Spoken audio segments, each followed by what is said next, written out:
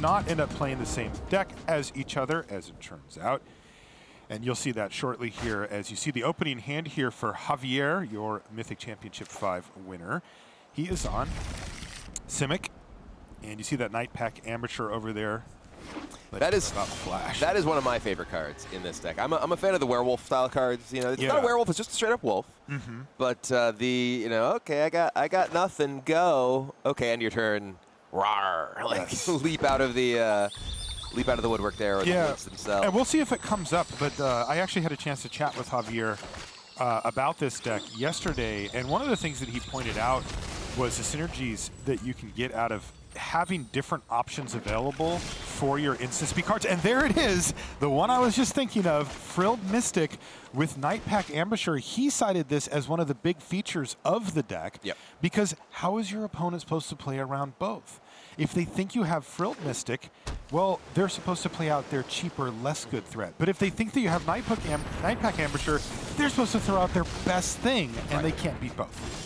Yeah, definitely a lot of elements of this deck that really puts your opponent in awkward spots. And speaking of awkward spots, I got this Teferi, which is a fantastically powerful card, but I got to just cast it near 2 mana, and that means quench. Yes.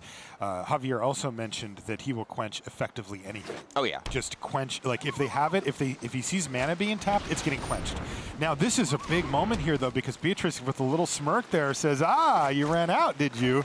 And the only problem that she faces here is that she doesn't have the 4-drop follow-up. Right. So it's actually just going to get bounced back to hand with Petty Theft, and now the big hitters are going to start going down for Javier. And as we heard Cedric and Maria saying beforehand, a big part of why the playtest group of Javier and Andrea Mengucci and Brad Nelson chose to play this deck was the matchup against the Fires deck that they expected to be such a heavy part of the field.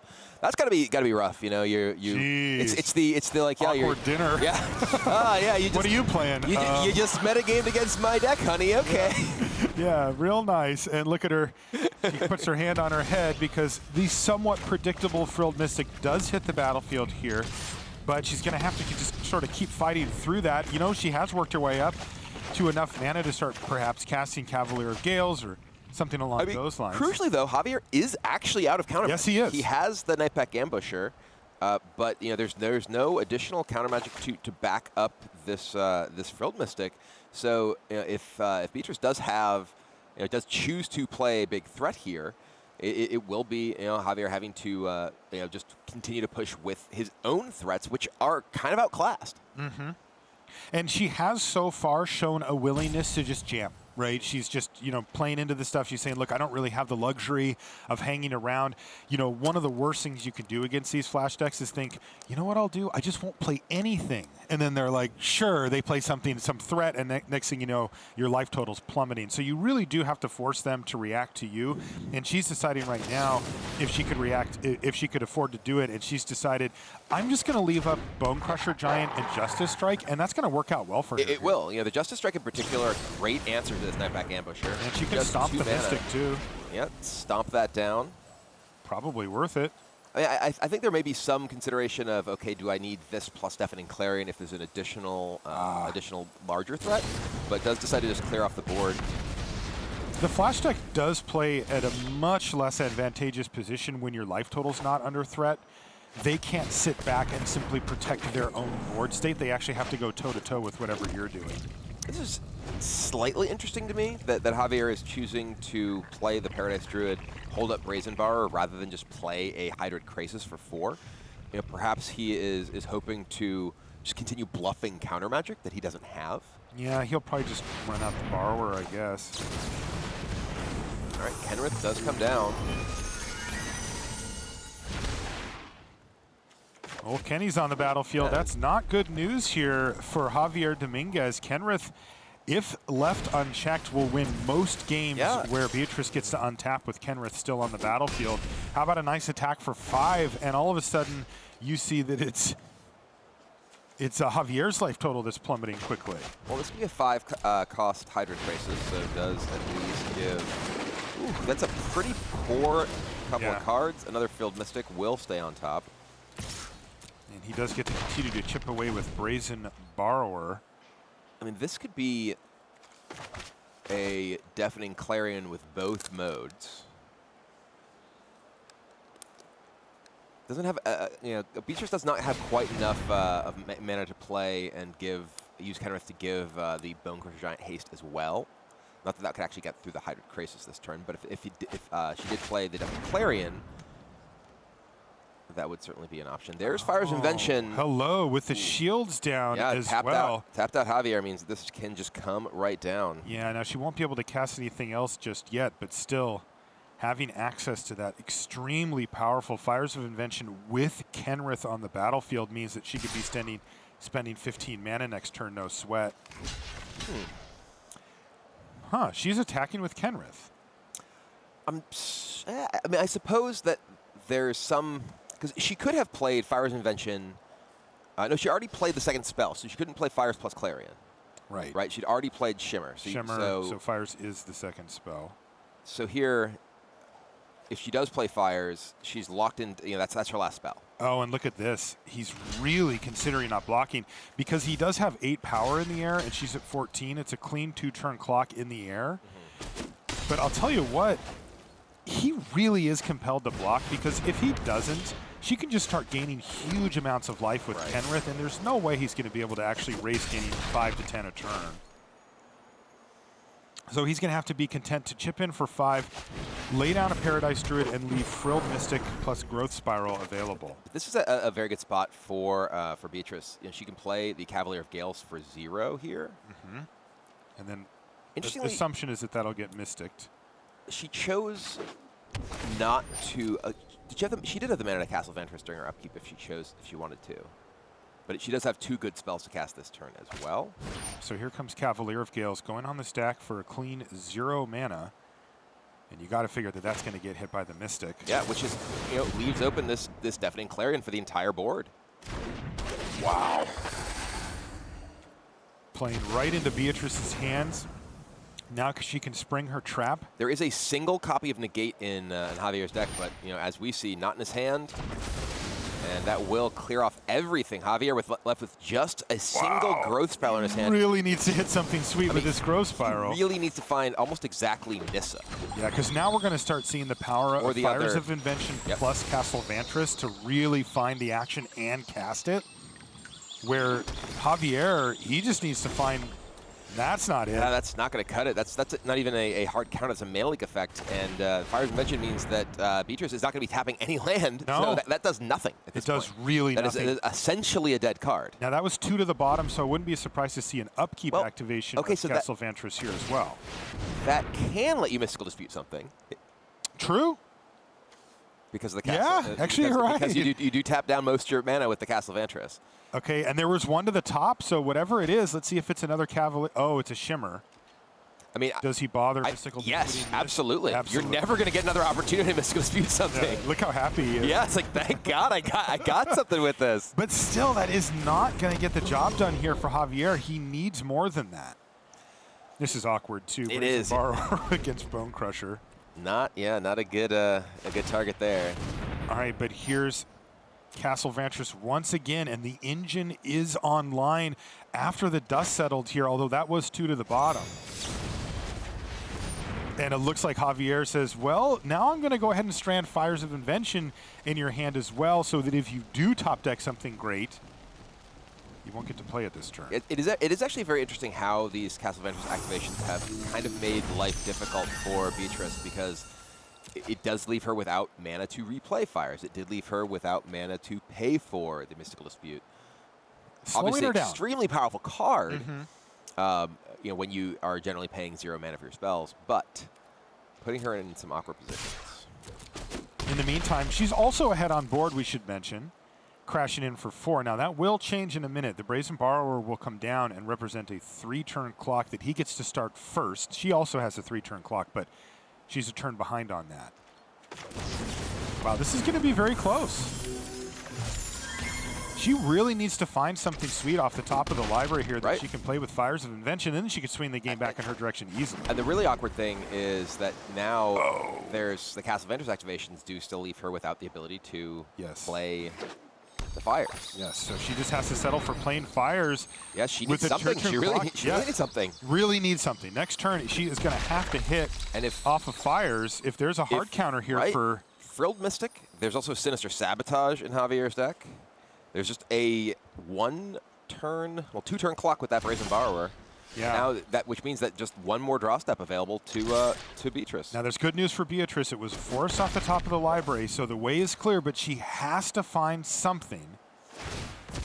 She's going to crack Fabled Passage. This will allow her to activate Castle Vantris, and this is where Javier says bottom, bottom, bottom, bottom, bottom, bottom. Please put something on the bottom. She actually didn't play Steam Vents on one turn and would have been able to scry Castle Ventures on end step if she had. Yeah, you're right. She didn't play it. All right, well, here we go. Castle Vantris to Fairy Time Raveler. We see that on Hearts of the Stream. Well, no, that does stop the Brazen Borrower because you play it, bounce the Brazen Borrower, and then he can't play the Brazen Borrower as an instant at least. And that actually gets her the initiative on the damage raise back. Right, and yet she will have lethal in 2 turns with Bone Crusher Giant. Oh, man, that actually breaks serve. It's actually fantastic. Unbelievable. To Fairy Time Raveler, the perfect card for this situation. She can cast it, send the Brazen Borrower back to hand, and she even gets a card off of it.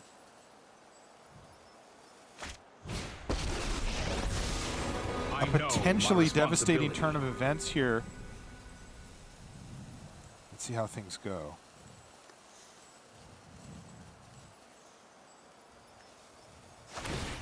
Down to the Brazen Borrower, and thanks to the passive effect. Oh, and is she going to play Deafening Clarion to gain life here? There's not much reason to, because there's the Brazen Borrower cannot come back down, right? Because of the Teferi ability. So she's going to though. She's gonna gain the life. Because now if Javier actually draws just a blocker for Bone Crusher Giant, there isn't lethal. There's Sinister Sabotage, which the Brazen Borrower can bounce the Giant, which does put. I guess actually that's the reasoning for the Deafening Clarion, because you actually your opponent can bounce that, and then you give yourself one more turn in the race. So that actually did make sense. Yeah. I sort of like the specifically the fact that it can go down. Yeah, that it actually is a really big deal. But then you could have cleared that off. Yeah, there's some interesting interactions here, especially given the Bone Crusher Giant's ability as well. Bouncing to Fairy. Oh. How you're dead now? What? So right. What? You're dead on board. I'm very confused. I guess he can just saw a bit of a shake of the head from Javier. Well, no, because now he can. You can't block. It can only block flyers. Yeah. What are we talking about here? What is going on here? If you bounce the Giant, you get stomped anyway. So you actually can't. You're actually dead no matter what. But stomp is only 2. So. But the trigger from the Giant itself does 2 to you. Of course. So you're dead either way. Correct. So he just chose. So I mean, I think this is like a bluff, basically. Of okay, I'm going to bounce your Teferi and pretend that I have like something to actually get in the way. So it's just a why not? Right. It's trying to find a way to maybe get a no attack from your opponent, which ends up giving you another turn. Yeah. So. Wow, great stuff there. That game was super, super close down the stretch, but Beatriz Grancha ends up picking it up. So that's game number 1 against Javier Dominguez. Both of our players, by the way, are 1-0 coming in. So yeah, one of the really interesting things about Javier's deck, we saw a lot of color hate cards in main decks in some of the previous Mythic Championships, most recently Tabletop Mythic Championship, where 4 Noxious Grasps, 4 Aether Gusts, where in some of these decks. Yep. And Javier does have Mystical Dispute in his main deck. He has Aether Gust in his main deck, and part of it is the fact that this Fires deck is quite popular, and the decks that are not the Fires decks, still frequently have targets for Aether Gust. And Aether Gust is one of the ways that you can actually deal with Fires coming down and hitting play. If you actually are tapped out and Fires ends up landing, it's a disaster for your deck otherwise. But with the Aether Gusts, you're able to actually connect and get it off the board, which is a very, very big deal. Sideboarding happening here on the side of Javier Dominguez. Looks like he's cut a couple of Brazen Borrowers for Crushing Canopy, and what else? He has additional copies of Mystical Dispute. I believe he had 2 in his main deck. Okay. And brought another 2. And the Chemist's Insights coming in from his sideboard as well to give him more ability to sit back and fill his hand up with counter magic.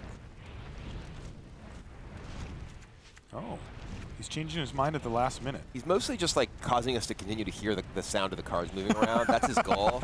He's just whoosh, whoosh, whoosh. I was hearing that too. Whoosh, whoosh, whoosh. Oh man, I was thinking that too. I'm glad you said it. But he really did actually change things around a lot there. He like clicked done.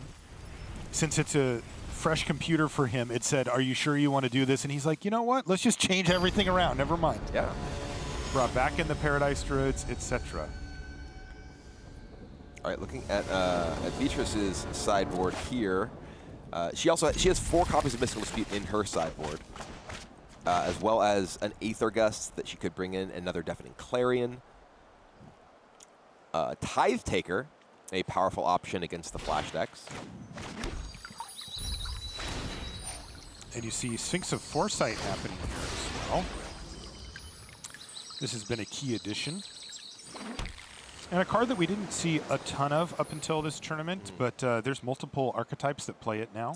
Yeah, there are a variety of different Fires of Invention decks that some people experimented with for this tournament, and a big part of the reason that people landed generally on Jeskai rather than some of the more Jund or whatever was the consistency with which you can find Fires, thanks to not just Shimmer of Possibility, but Sphinx of Foresight. Yeah. Giving you the Scry 3 when your deck revolves very heavily around an individual card is extremely effective. Yeah, it's also really interesting because this deck has always really wanted a solid 4-drop to play the same turn. There's so many times where they're like, Fires, go. Right, and being able to play Fires into the 4/4 that found your Fires is actually pretty powerful. It really is. And then, of course, turn 5 is where the fireworks really start for that deck.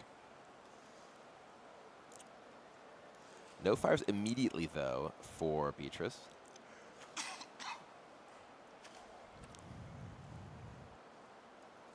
And you can see Javier, he's ready. Aether Gust, Negate, Quench in hand. The Night Pack Ambusher, but Beatrice does have 2 copies of Justice Strike to take down that Wolf.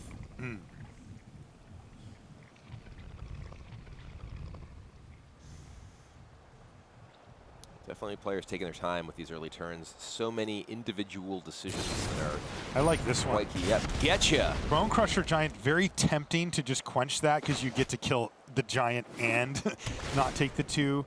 But it looks like Javier says, no, I'm not going to fall for that one. Yeah, this is definitely a matchup where you cannot just fire off your quench and then get Teferi'd. And then suddenly, all the rest of the cards in your hand don't do anything. And now he's in that good spot where he's got the blue, blue, green, green. And if you're sitting in Beatrice's seat, she really has to consider the whole Night Pack Ambusher Frilled Mystic thing that we talked about for game number 1. And she's just going to round out Teferi. I like it. She has consistently just played into these things for the most part. In this case, it will get countered, of course. The scary thing for Beatrice here is if there is, in fact, the Growth Spiral hitting a land for Nissa. Because not yet. Oh, there it is. There's a land off the top of the library, and Nissa, who shakes the world with Breeding Pool. Yeah, that's the real killer here. The fact that Nissa is untapping a Breeding Pool, which means that Nissa comes down, gets the damage in with the attacking land, and now there's still Negate up. Oh, it's so powerful. Nissa, sometimes quietly, sometimes loudly, been the best card in Standard in various portions, and is certainly in that top tier category still. And now Javier is so far ahead, and you can just look at the camera there on Beatrice, and yeah, she's just like, what am I supposed to do here? It's pain.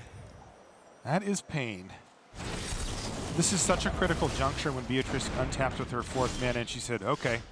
And, in many ways, that was her saying, I probably just lost this game. Yep. I mean, this one probably just fell apart for her. I mean, here comes Night Pack Ambusher, untap this forest, come in for 6 damage. There's Sinister Sabotage backup here, plus Aether Gust. My goodness sakes. I mean, this is just lethal damage next turn. Yeah. That was a relatively perfect draw for Javier. Everything went his way as far as having the early things to keep you off balance, and then the Nissa, and then just critically having that Breeding Pool up. and game one of this matchup looked a lot closer because the specific way that the threats and answers and frankly the very mana-heavy draw for Javier lined up meant that Beatriz was able to do a lot of what she wanted to do with her deck, and it still didn't quite get it together. This game shows really why Javier and his practice partners chose to play this deck, because this is such a dominant game right now against the Fires deck. Now, Beatriz does have 2 copies of Justice Strike, but as we mentioned before, well, things get kind of interesting. So here's Ether Gust, but since we're doing this in upkeep, if Beatriz fires off the other Justice Strike, he will have to tap that breeding pool, right? So it's 4, 7, which does mean that there's no longer lethal damage. Yeah. I can appreciate that. So the other Justice Strike goes on the stack, forcing Javier, or at least encouraging him. No, he's actually just going to let the Ambusher go. Yep. He'd rather keep up the Sinister Sabotage in the future for something much more scary. The land fights for us. This is an attack for 9 to knock Beatriz down to 2. But thanks to Javier's deft play there, he's left Sinister Sabotage up, and you just look at the 4 lands on the other side of the battlefield, and there's just simply nothing that Beatriz can do this turn that's relevant. And she there it is. Doesn't even put Fires of Invention on the stack, and she says, we're good to go here, because you know what? It wouldn't have been good enough anyway. All she could have gotten down was that Sphinx. So game number 3 incoming, as we once again consult the sideboards here. Not every day that you get 2 competitors playing against each other. We're in a relationship. That does not happen that often. Like you said, it is fairly common. In fact, there's kind of some lore around, qualifier weekends or that type of things where the people that you drive there with are always going to get matched up against them. I mean, I actually played in the recent Tabletop Mythic Championship in Richmond, and a big part of why I went was a very good friend of mine, Ben Sek, was qualified for the tournament, and he lives in Spain now, actually, in Barcelona. These two live in Valencia. And he was like, yeah, I'm qualified for the tournament. I'm going to come. You should come to the tournament. I'm like, all right, yeah, we played round 2. So see, it a always little bit works different out. than playing your significant other in a tournament. Yeah. But, well, you were very still pretty close with funny. Ben. I mean, Yeah, we were roommates actually years ago.